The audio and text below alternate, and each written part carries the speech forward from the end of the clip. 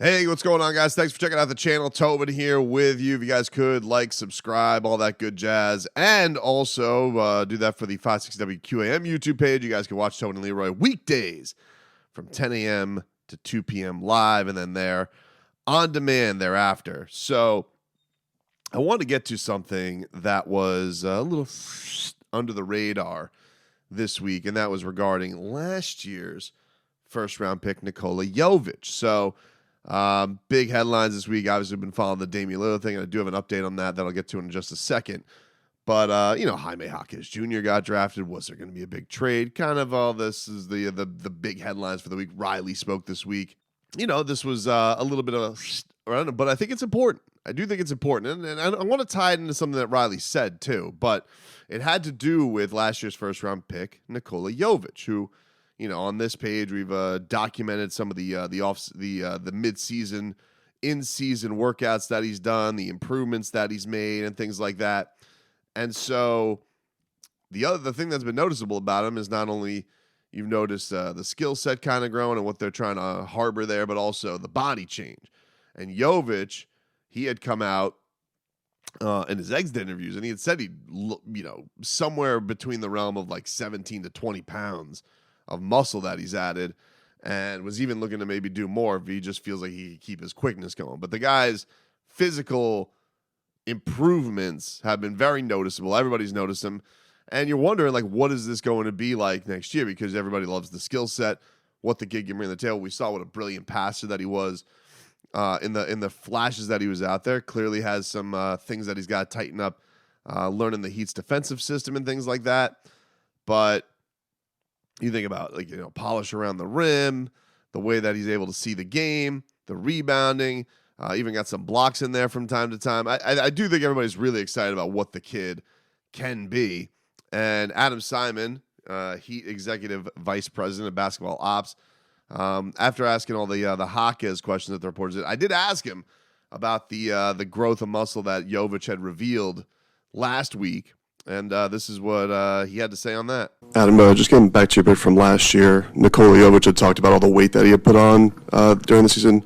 How pleased are you with his development and what that's going to mean for him going into the season? It's been great. I can't say enough about our what Nico's done for himself, working with our strength team.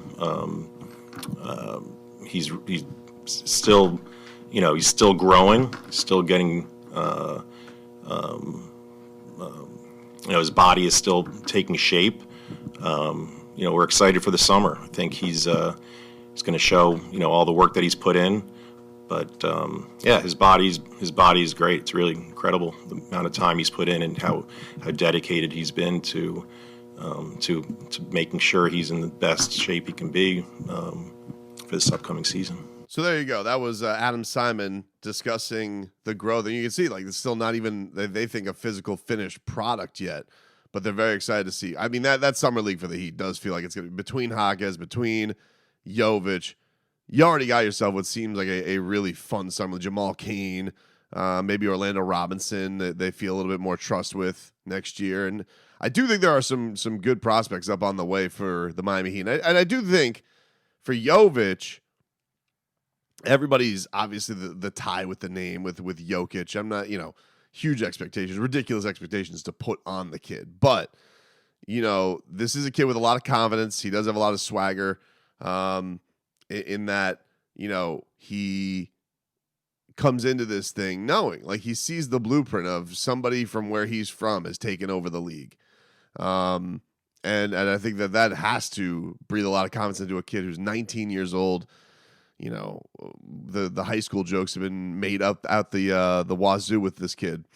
But the other thing with him is, I do notice in these workouts with him, just a kid very hard on himself. He's a bit of a perfectionist. So I think that is in when I say that, some guys are more internal, they harbor it. Jović in these workouts, when he messes up or doesn't do something perfect, very outspokenly hard on himself, so you could just notice it. So it's no wonder why you could see the big time results. Kid clearly seems to have some big goals, and I'm just very excited to see what this turns into. And that kind of goes into this whale chasing thing for this year. Damian Lillard, who came out yesterday, this was very odd. So we talked about this in the previous video that, you know, he had this, he was at a club and the DJ had put on Will Smith's Miami. It was just a very funny coincidence, if it was that. But Damian Lillard's agent found the need to come out here and make a statement for this whole incident, I guess you want to call it, where he basically was like, Damian Lillard would never do something like this on purpose. Damian Lillard, I believe he said that he's not. Here's the statement. I got it up from The Athletic, just so you guys can. His agent, Aaron Goodwin, from The Athletic, chose to clarify and contextualize the scene for The Athletic on Friday night. Goodwin shared that Lillard is currently on a working vacation in Paris and was at a club when the DJ presumably chose to make light of the situation. And he said, quote, "The music was just a coincidence. Damian's not disrespectful. He's not an instigator, so he's not going to go out there and do anything out of character. There would be no reason for him to do that. That's why he laughed. It's just a coincidence that the DJ would put that on." He said, in all, Goodwin said that Lillard went live for 15 minutes. The Miami song wasn't the end of it either. The DJ also played Whitney Houston's classic, "I Want to Dance with Somebody," including the lyric, "I want to feel the heat with somebody," which I didn't even realize. I don't, that's hilarious. That first of all, this DJ, heat lifer, dude. Even in Paris. Let's just give it up for this guy, huh? Whatever happened, listen, Dame Dolla ends up on the Heat next year. Get this DJ a ring. But look, first of all, I don't know if I've seen a lot of Blazers fans. I mean, I've seen a lot of, I don't know, like what avenues of Twitter I'm hitting. Obviously, I feel like I skew very pro Heat, so we're all loving it. But I don't even feel like I saw a lot of people. Were people calling Damian Lillard disrespectful? I feel like the national narrative for him is most people want to see him go somewhere where Damian Lillard has a chance to win a championship. Very selfish in this, I understand. But I told you with this, you know, and I was talking about this in the previous, like these breakups with stars and icons, it's very hard. It's a slow process, slow build. And obviously, when Damian Lillard comes out with something like this, he is trying to put the appearance on that he's not disrespecting Blazers fans. He obviously cares about them very, very much, and that he's not trying to do something. But I think everybody just kind of took it as a funny thing where, you know, he's out here and that is going on. Like, how can you not laugh at that? Life is funny sometimes. So for his agent to have to come out and explain a breakdown of it is kind of silly for me. I feel like it almost makes it, I feel like it almost goes out of its way to make it seem like it's a thing more than it's a thing. Then, like, if we all just kind of took it for what it is, which was just a funny coincidence, if it was. Either way, I thought that was a funny thing that the agent had to come out there and clarify something like that. That's going on, man. Listen, people are enjoying their offseason. You got Kyle Lowry right now is off working out in Spain. You got Jimmy Buckets. He's living these like BFF with Neymar right now. He's bowling in his house. So, you know, the Heat are in the midst of their offseason. So is Damian Lillard. You know, there's no surprise there. So I didn't find it to be a big deal. But I did want to say this, getting back in a roundabout way to Jovic. And I was talking about this with somebody on yesterday when it comes to the Heat and what I want them to do. Like, obviously, I think the Heat do need some upgrades, right? But I go back to Riley's press conference, and people kept saying, like, oh, he said a whole lot of nothing, and that there was a lot of double speak, and that he was. I really didn't think it was that complex of a Riley press conference to decipher, and I also thought it was a pretty important one. That the Miami Heat very clearly are in a spot where if there is a big hit out there to be had, they will go do it. But if it's not, that, you know, they're not going to go nuke the thing up for change's sake. And I got to be honest with you. Like, last year, I thought that it was a team, when they got to the Eastern Conference Finals, I found a team that was broken down, was tired, and I felt like, man, this team really needed a big change. With this team, I do feel like if they shifted something seismic with Damian Lillard, oh my God, that'd be amazing. I'm not going to be a phony about that. Obviously, I would love it. But if they did it, to say that they got to go get a Zach LaVine, a Paul George, one of these guys that might not be a perfect fit, may not be that kind of a star, but has obviously scoring talent. I'm not as gung ho on it as I was in years past, to be honest with you. Things can change when that actually happens. I'll talk myself into it, but in a lot of ways, because of how good this franchise has been in developing their guys, Caleb Martin, Strus, Gabe Vincent, Duncan, I am excited in some ways to see what does Jovic turn into? What does Jaquez turn into? What does another year of Tyler Hero turn into? What does, Bam continuing to hit his crescendo? What does that look like? And, from a respect standpoint or a doubting standpoint, it can't get more disrespectful than it was last year where nobody was believing in this team. So, I think the Heat did kind of lay it out there for everybody that, look, if the Damian Lillard thing is possible, I do think they're going to go put everything they can into it to make it happen, to put him with Jimmy and Bam. But if it can't, I don't think that the other moves, like the Bradley Beal move, like the LaVine move, like whatever, make the guy that's out there that's a dynamite scorer, the Kyrie move. I don't know if they will.